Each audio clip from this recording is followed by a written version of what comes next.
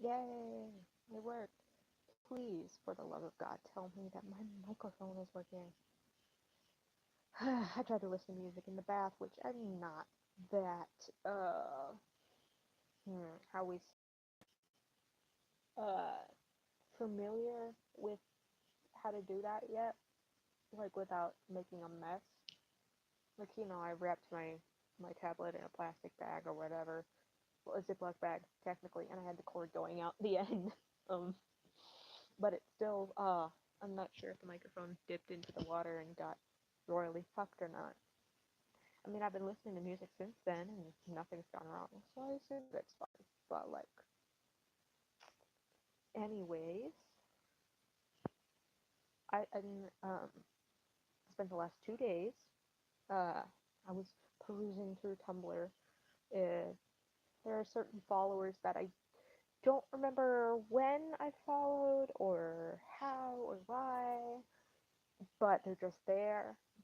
And one of these had uh, they read fan fiction, just like me, just like a lot of the other people that I follow on there. But I had never read their stuff. I don't think. I'm trying to remember. Have I? Maybe in the past. I don't think so. But anyways, there were 24 chapters. Um, and I decided, yeah, this is a good time to go through every single chapter and just binge this. I saw it was unfinished. I know it's unfinished, but it's near the end, so I felt confident in getting it all the way through, and it was a roller coaster. See, it's this, you know what? I don't think if anyone does stumble upon these, let me preface this by saying I only support RPFs as long as you don't bother the people that you're writing about in real life, or their spouses if they have any, or their children, etc., etc. Because in the end, it's just stories for the benefit of the author themselves and the people reading it. There's no reason for the people who they're about to get involved. Um, that being said, um, I read a lot of Fall Out Boy fanfiction because for some reason, ever since I saw them live last year, I have fallen into a hole that I have been unable to dig myself out of. So, speaking of, I'm going to see them in a week, 6 days. It's going to be fucking awesome. I just did a swear. We're 3 minutes in, I've sworn, and there's no people watching. Which is fine, no one watched last time either. I'm just talking to myself because I'm lonely. Anyways, this particular one is as well a Fall Out Boy fanfiction. Uh,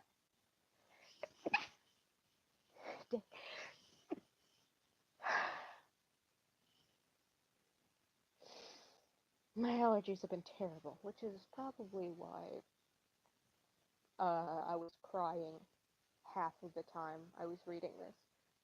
Though it could be my goddamn hormones, or the fact that I'm clinically depressed.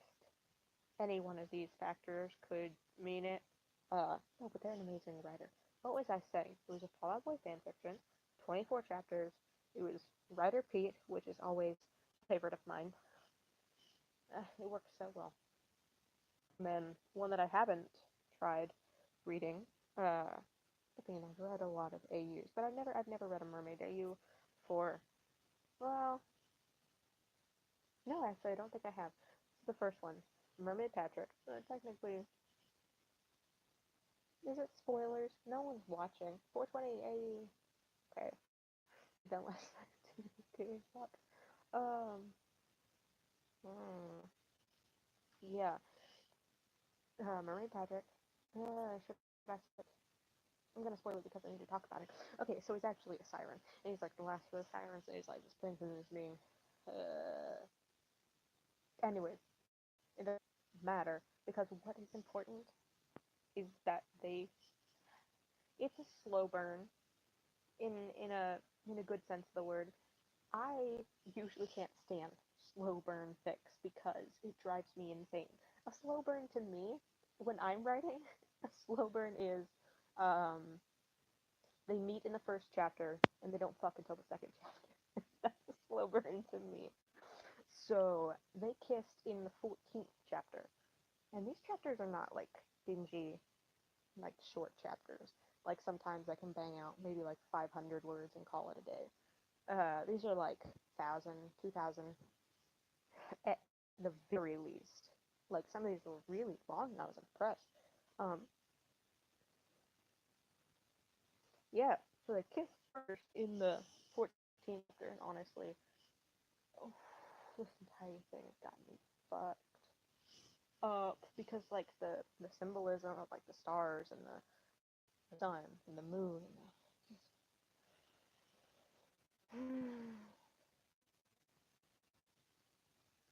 and you know like in a lot of these stories, like if it's an AU where the band doesn't exist, then it's usually like a selling point for not a selling point, but like it's always brought up. It's like Pete was immediately captivated by this guy's voice. It's like holy shit. Um, it was pretty dope. Yeah. No, but in this one, it took like 4 chapters. I can't remember when Pete's just like, oh shit, this guy's like humming and he's really cute, and it's like, okay, can you please sing for me? And Patrick's like, no, no, no, no, no, no. He's like, come on, please. I'll get in the water. I'll get in the water and swim with you if you sing just one line, just one verse. I don't care. Just I want to hear you, please. It would be incredible. Patrick's like, okay. You have to promise that you'll stay in the water. And he's like, yeah, yeah, I'll stay. And at this point, he's kind of thinking, okay, this might be the last thing I ever do. The way he's acting like this is such a big deal. Am I gonna die? Is he gonna kill me? Fuck it, I don't care. He gets in the water, and Patrick is singing, and it's just, oh, so incredible. And then the next day, like, shit hits the fan. And then it's revealed that Patrick uh, hasn't sung in so long because he was hiding from the mermaids who were trying to kill him. Him being the last of the sirens, they were like, and his singing was one thing that could tell them what his location, reveal to them his location. And he's like, oh shit. So this is all my fault. And it's like, just I redid the paper on my wall. You guys saw that. It's backwards, but fuck off. These lights, they're not normal fairy lights. No, they're ghosts. Let me see if I can get an up close with the ghosty, ghosty, ghosty. They only face one direction. So I have them meeting at the top. So one side is upside down ghosts. The other side is right side up ghosts. But you know, it doesn't matter. It kind of matters. But they're really adorable, so I don't care. I kind of care. I care a lot. I redid the paper behind me. I did a bunch of things. I'm not going to turn the camera on because I'm lazy, but this is like a Doctor Who thing. Yeah, and then I got Jack, my 3 favorite characters named Jack. That's why I chose the name really for myself. It's the name I go by now. Well, to the one friend who knows that I go by that name. It hasn't come out to my parents yet. Fuck. Oh. I think my mom may have noticed when she walked into my room yesterday. Last, I don't know. She may think something's up, or she may just think I'm boy crazy, which is also true. But I'm also girl crazy. This is not the same thing. My 3 favorite Jack characters: Captain Jack Harkness from Doctor Who and Torchwood, Captain Jack Sparrow from Pirates of the Caribbean, obviously, and Jack Kelly from Newsies. The original movie, by the way, in '89, not the Broadway production. Although the Broadway production is good. I prefer the movie because I grew up with the movie, so that makes sense, right? I have some other stuff. Ooh, little sneak peek. Alongside Pete Wentz and Patrick Stump, the most of my ships are gay. Just not. Listen, there's a fine line between preferring gay relationships because preferring to write or read about gay relationships because uh, there's not enough representation in actual media, or because you feel like the emotions are better and more well written than in straight relationships where it's just like, oh, they looked at each other from across the room. They're obviously in love. And there's a fine line between that and fetishizing gay relationships, which is why I don't consider myself a futoshi, which is kind of disgusting. Um, but you find that balance where you can enjoy reading and writing about the gay relationships, but not fetishizing it. That's where I'm standing. And I have a couple straight relationships that I ship with my heart and soul, namely Elastigirl and Mr. Incredible. Okay, let me think. Andy and and April from Parks and Rec. I still haven't finished it.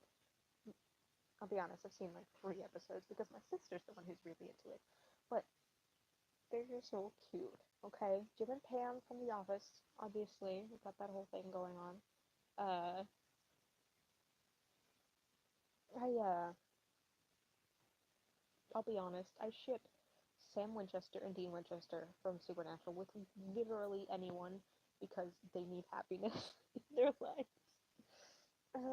So while I do ship Destiny, I also appreciate, um, you know, uh, Lisa, and Ben needs a father like Dean. He's a great dad. I. Anyways, but most of the couples that I write for are gay couples. Um, like I said, Pete wins a better stump. Uh, like my writing right here, James Wesley and Wilson Fisk from Marvel's Daredevil. Yes. Do you know why? Because they're clearly in love in the show. If you don't see it, you haven't rewatched it to the point of obsession because you fell in love with James Wesley, and then as you rewatched it, you realized, oh, this man's gay, and then you started realizing, oh, he's in love with Fisk. Oh, Fisk is in love with him. Oh my god, they're in a relationship, and it's kind of obvious. I've convinced my brother of it. My sister doesn't care enough about them, those characters, to believe me, but oh, another straight relationship. Foggy and Karen from Daredevil. Now, I have been behind on a lot of the Netflix Marvel shows, but uh, I watched Daredevil season 1 like a year ago. I watched Jessica Jones first season like within a week or something. But then my sister was like, "Oh, I want to watch Daredevil season 2 with you." So we've watched 3 episodes in 9 months, which is infuriating because I want to watch all the rest of them in order. So it's taking forever, and I haven't finished season 2. And the way it's going and what I've seen on the internet and stuff, there's stuff between Karen and Frank, which, like, eh. I mean, I don't know much about Frank's character yet, so I can't make an assumption about what's going on there, but I can say that Foggy and Karen were the cutest thing ever, especially when they went out and drank all night and they were just like drunk, giggly, just never sleep, and it was just, I want to die. Hmm. Okay, another one of my big ships that I write for maliciously. That seems like a good word. Uh, don't judge, don't judge. Kylo Ren and General Hux from the new Star Wars. Don't look at me. I don't want to. Okay, listen. It's my first. It's the only hate ship that I had. But like, oh, it's just so good. Ugh, I love it so much, and it allows the darker side of the darker places that my mind goes to really come out in those types of fics. For example, lot of torture stuff. none of which I've published. I've published maybe three or four, both on different sites. If you search for my fanfiction.net account, you will find mm, two. One of which is a prostitute AU that I never finished. Like like everything in my life, I never finished anything. I finished, I think, one long-running series or a multi-chapter fic, and that was accomplished in 1 week. I wrote 11 chapters, and it was when I was like 14, and it was for the the video game Eve. It's a horror game, obviously, but I wrote it when I was like 15, and I was like, oh, this is so dark, and like, what if this happened? It was so cool. I basically followed along with the story of the thing, but I added some little things to make it my own story. So, yeah. Mm. I don't think I've ever finished a multi-chapter fic. I wrote. Hmm, I may have. Oh, wait.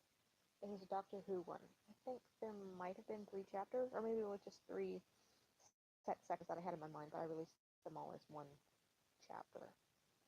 I don't remember. And then I promised people, I'm like, oh, yeah, I have an idea for going back and doing something else for a different part of timeline. Never happened. Never happened. Oh, sad face. No, my big ships would have to be uh, Sam and Gabriel from Supernatural. Sabriel, that is so affectionately named. There's one of those ships that I immediately was like, set out, okay, I'm gonna make a playlist for these guys. And I did. I made a good playlist. I had some inspiration from other playlists that other people on Tumblr had made, and I added some bits and pieces, and I added my own stuff, and it's like really good. I can get into like a Sabriel mindset when I listen to it. It's like dope. Um, I did that for Fiscally. I have like 5 playlists for Pete and Patrick for different AU. Like one that's just like normal, like maybe I don't know, like just like with the band AU, not even AU, but like in this universe, but obviously without spouses or I guess it is an AU, but shut up, just plain vanilla, just the characters as they are with no differences uh, to the surrounding events. And then I have one that's basically the same playlist, but it's without Fall Out Boy songs, just in case I need like the inspiration without. I don't know why I made that playlist actually. Well, I think I was getting tired of listening to 5 Fall Out Boy songs in a row, so I'm like, okay, I'm just gonna pick these out, throw them away, and then figure it out. So that. Then I also have 2 of my own AUs that I've written. A Mania AU, which is a drag queen AU. For those who don't know, there's still nobody watching. For those who don't know, an AU stands for an alternate universe. Yeah, I had a drag queen AU going on for a while. It was gonna get. I originally started it because I just want some very gay, flamboyant smut. It was just gonna be porn without plot, PWP. Ah, it devolved into something a lot darker. There was sexual assault and blackmail and rape and abusive relationships in the past, and it just got really dark. And like I was gonna make it like really triumphant, like at the end, like stands up to his abuser, and he's just like, "You get the fuck out of my life right now." It was gonna be so good, but I never finished it, and I never published any of it. That's not true. I published a couple of my thought processes on on my fic dump Tumblr, and no one ever liked those posts because I don't think anyone knows that those posts exist or that Tumblr exists. So what are you gonna do? I posted and it was like, I'm posting this here so that I'll have some accountability for actually finishing it, and then I never finished it. Good for me. It was gonna be good though. I had names picked out for all the drag queens, and they were gonna be like, each drag queen was gonna be a name of an album, and it was gonna be really cool. I had Patrick was gonna be Mania, of course, because uh, looks so pretty in purple. He was gonna, sorry, they were gonna have their own like color schemes most of the time. They were gonna be Patrick was Mania with the purple, and then Joe was gonna be, oh, Joe was fully ado. Oh, yeah, like bright red lipstick and killer eyeliner. It was gonna be great. Uh, and then like I had lots of different. Uh, that feeling when you get where you're just like, I want to have more representation of my characters. Want more representation in my characters. So I'm gonna add this to the story. But then you look back and you're like, is this just shoehorning it in to get like buzzwords? Because I really do want these types of characters in my stories, but forcing this on these characters just feels like too much. Or am I like just trying to be trendy? I wasn't. I came from the, anyways, the place I was coming from was I wanted to have I wanted to have an LGBT in my group. Is that stupid? Uh, well, nearly. See, Patrick is Patrick was the bi one, and so was Pete. Pete wasn't one of the queens. He goes to a gay club after, okay, after his divorce is finalized, and he's just like, fuck. Well, I haven't been out of the house in 2 months. I need to do something. So he goes to a gay club, and he's like, holy shit, she is beautiful. Patrick's on stage dancing to Lady Gaga's Bad Romance. There may or may not be a lap dance involved in that song.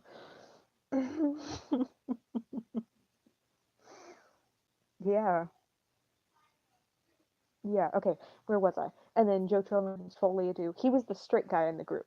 See, I made it so I wanted to make it interesting because there are straight drag queens out there, and they just do it for the aesthetics, but they don't, and they go home and they have a girlfriend or whatever, and that's fine. That's what I wanted for Joe, and it fit in the story, and it was just really fun to have him interact like that. Andy was going to be Infinity, which was for Infinity on High, obviously. I just felt like the accents of like the blues would really work for him. And his natural hair color is just stunning. It looks so beautiful. He was actually going to be asexual, and he was Patrick's best friend, so that they were constantly texting back and forth whenever Patrick did something, because Patrick has severe anxiety from past abusive relationships, whatever. But they're constantly texting back and forth, and Patrick's always like babbling on about something, and Anna's like, okay, too much information. Gross. Can we please back up? Can we keep this PG-13 or lower? And then later it's like, okay, okay, I thank you for keeping it clean, but like I want to know the details. What exactly happened? It's just the girlfriend. He's just, uh, I loved their relationship in that one. And then I had a twin act. I had Brendan Urie and his twin, who I named Lane. Um, Lane was uh, Lane was actually agender, and Brendan was gay as the day is long. It was going to be revealed later after an incident with some uh, incriminating photos of Patrick being leaked all over the internet to his, well, not all over the internet, but to his close friends and coworkers. Uh, it was going to be revealed that Brendan was actually the one who took those pictures and used them to blackmail Patrick. And when he realized that Pete wasn't going to leave Patrick alone, that he's like, okay, well, he's kind of an asshole. He's a really big asshole. He's a terrible person in this AU. And I'm sorry to Brendan Urie. Sorry, you're not a bad person. But I needed a villain in my story. It's fine. It's fun to write, but it's not fun to read. You understand? If that makes sense. He was an abusive asshole. He was the one who convinced Patrick that he was worth nothing, and if he broke up with him, he would never find anyone who would love him again. Uh, there was gonna be a big confrontation at the end, and then eventually, Patrick's gonna Pete's gonna ask Patrick to marry him, and he's gonna like break down, like, I didn't think that you actually cared that much, and it was gonna be beautiful, but I never finished it.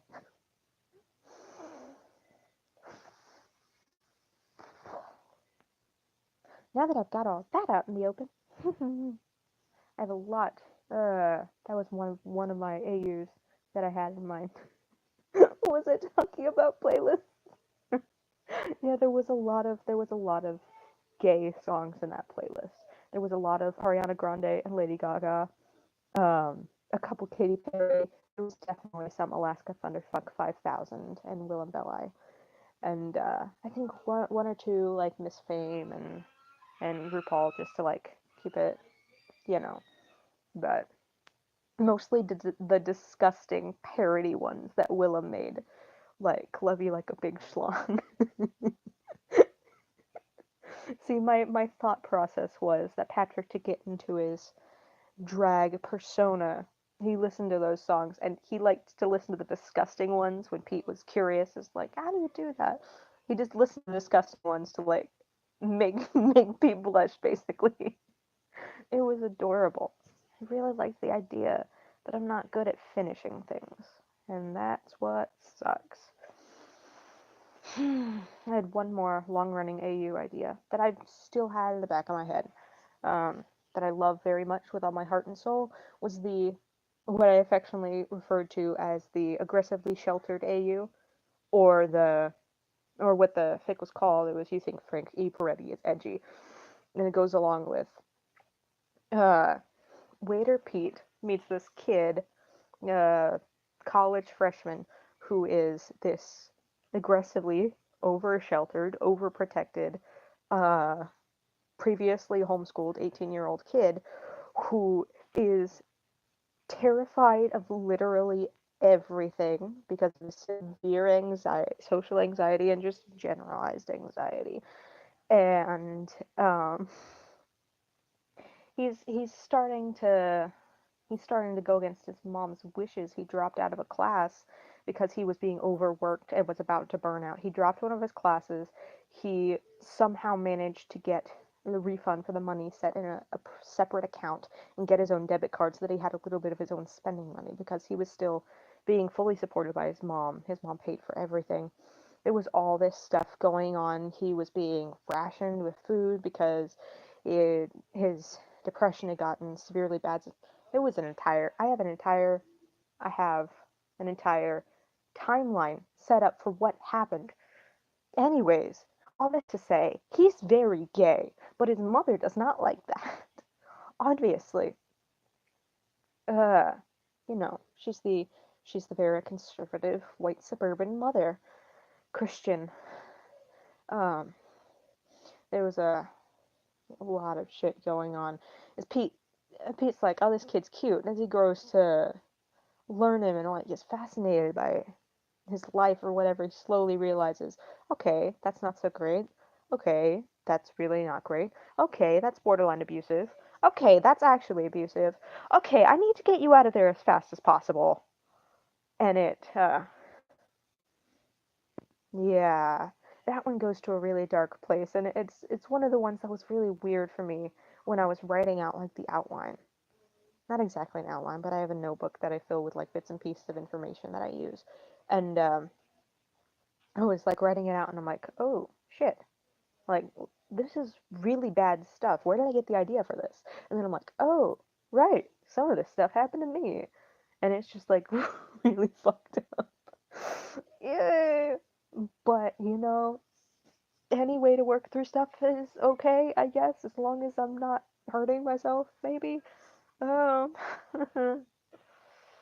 Yeah, it's my fantasy of someone taking me away and helping me learn to cope with shit.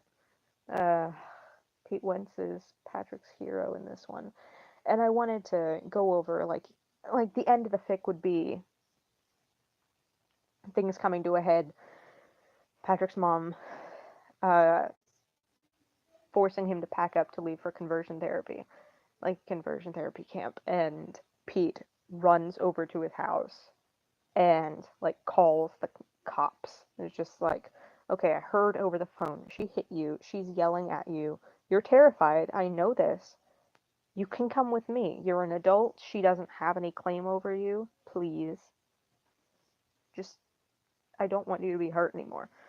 And that's where it was planning on being ending. But as I went through it, I realized there was a lot of stuff that needed to happen afterwards. Like Patrick getting a job and him figuring out how to function like a normal human being with all his anxiety and stuff. I had this idea of like Patrick being unable to do something. I can't remember what it was. And Pete was like, okay, here's the thing. We need to get you used to making decisions on your own without worrying about consequences. So I'm going to take you out somewhere. I'm going to give you a couple choices of where to go. I'm going to take you out somewhere. You're going to order some food by yourself. You're going to pick some things, and you're going to order something for me. And Patrick's like, what? No, no, what if I pick something that you don't like? And he's like, I don't care. I want you to tell me what, if you can't tell the waitress specifically, you tell me. I will tell her, but you're going to pick something. You're going to choose. And Patrick's like, oh, this is not going to happen. And it was going to be a really slow process. And honestly, this thing could span. It could go on for who knows how long. It could go on forever if I wanted.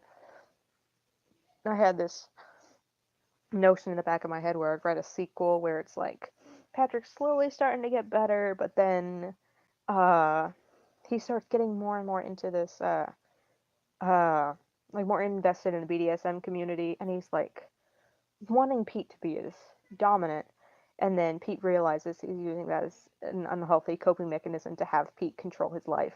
And he's like, okay, you need to be able to do things for yourself. You can't just rely on someone your entire life. And Patrick's like, but I don't know how. So he's like, okay, this is where it gets difficult.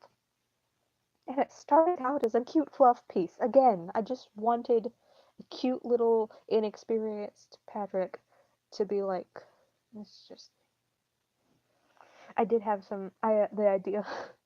I had the long running idea for the chapters to be the one where, like the titles of Friends episodes. It's like the one where uh uh the one where Patrick is being an adorable innocent little cinnamon roll and Pete spills the gay beans. I think was one of them. Cuz like Patrick goes to this diner every day, every other day after school because his mom thinks he's at his last class of the day and he dropped out of that class. So he uses that time to get a coffee because he's falling asleep every single day without fail. He's burning himself out. And so Pete's like, okay. Eventually he's like, okay, you're sure you don't want anything to eat? And he's like, I don't think that's a good idea. My mom will be able to tell that I ate something. It's like, okay, that's not healthy.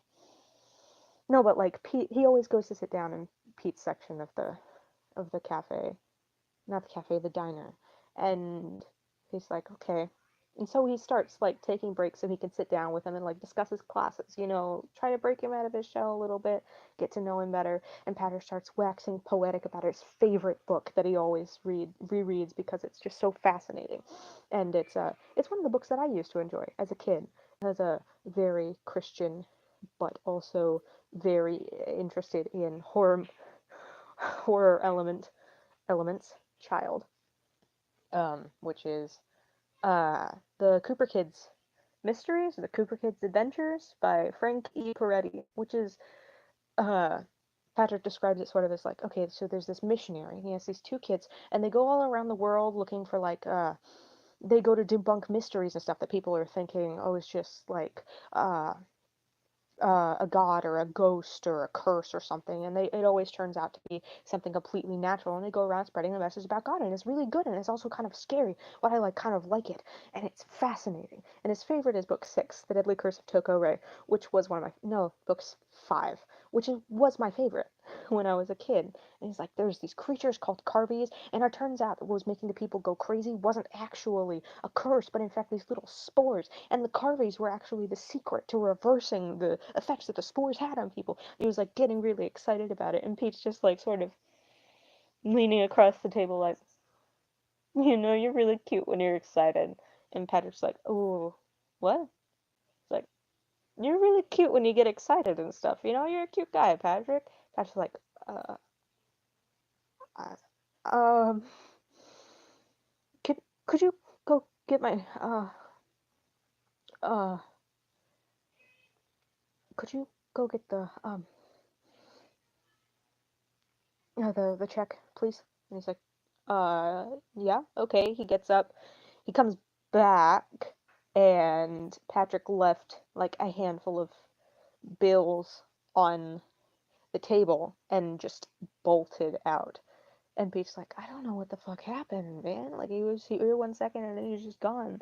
He turns to Joe, who's working with him, and he's like, okay, do you know what happened? All I said was that I thought he was cute. And Joe's like, you, you've been talking to him for a while. You are aware that he and his mom are like severely religious, right? It's like, yeah, so. And he's like, I mean, like, severely religious. Like, homosexuality is a disease that you can catch, and if you catch it, you will go to hell and burn for all eternity. And he's like, oh, shit.